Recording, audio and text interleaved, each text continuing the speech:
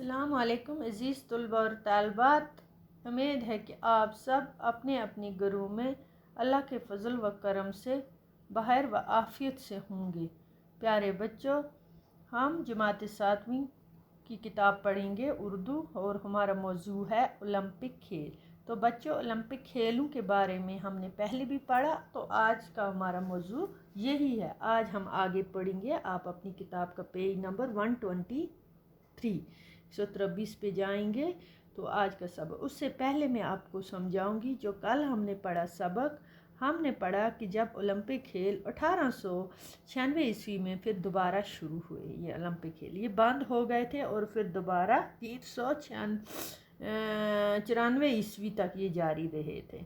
تو اس کے بعد یہ بند ہو گئے یہ کھیل، اور تو پھر 13 ملکوں کے کھلاڑیوں نے حصہ لیا جب اس وقت دوبارہ شروع ہوئے، اور ہر 4 سال کے بعد یہ ہونے لگے، ہر 4 سال کے بعد ہونے لگے، اور ان کی مقبولیت برابر بڑھتی گئی، اور 1908 کے کھیلوں تک 1908 عیسوی کے کھیلوں تک اولمپک کھیل دنیا بھر میں مشہور ہو گئے، یہاں تک کہ 1912 عیسوی میں جب سوئٹزرلینڈ کے دارالخلافہ اسٹاکہولم میں اولمپک کھیل ہوئے تو ان میں تمام بر اعظموں نے لگ بھگ 2500 کھلاڑیوں نے حصہ لیا۔ کتنا؟ 2500، ان میں 57 عورتیں بھی شامل تھیں۔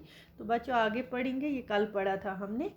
پھر تو جنگ عظیم کے زمانے کو چھوڑ کر ہر 4 سال کے بعد مختلف ملکوں نے کھیلوں کا یہ بین الاقوامی مقابلہ اولمپیائی کھیلوں کے نام سے ہوتا رہا۔ ٹھیک ہے۔ ان کے انتظام کے لیے اعلیٰ سطح کی ایک بین الاقوامی میٹنگ، جس میں حصہ لینے والے مختلف ملکوں کے نمائندے ہوتے تھے، میٹنگ ہوتی تھی دارالخلافہ، تو اس کے انتظام کے لیے اعلیٰ سطح کی بین الاقوامی میٹنگ ہوتی تھی، جس میں حصہ لینے والے مختلف ملکوں کے نمائندے بھی ہوتے تھے۔ ان کھیلوں کی تیاریاں پہلے سے شروع ہو جاتی ہے، اور ہر ملک میں قومی مقابلوں کے ذریعے اچھے کھلاڑیوں کا انتخاب کیا جاتا ہے۔ اچھے کھلاڑی جو سب سے قابل کھلاڑی ہوتے ہیں، اچھے ہوتے ہیں، ان کو لیتے تھے۔ اور 1928 عیسوی کے اولمپیائی مقابلے ہندوستان میں کھیلوں کی تاریخ میں بڑی اہمیت رکھتے تھے، کیونکہ ان میں ہندوستان نے ہاکی میں پہلی بار سونے کا عالمی تمغہ حاصل کیا تھا، پہلی بار۔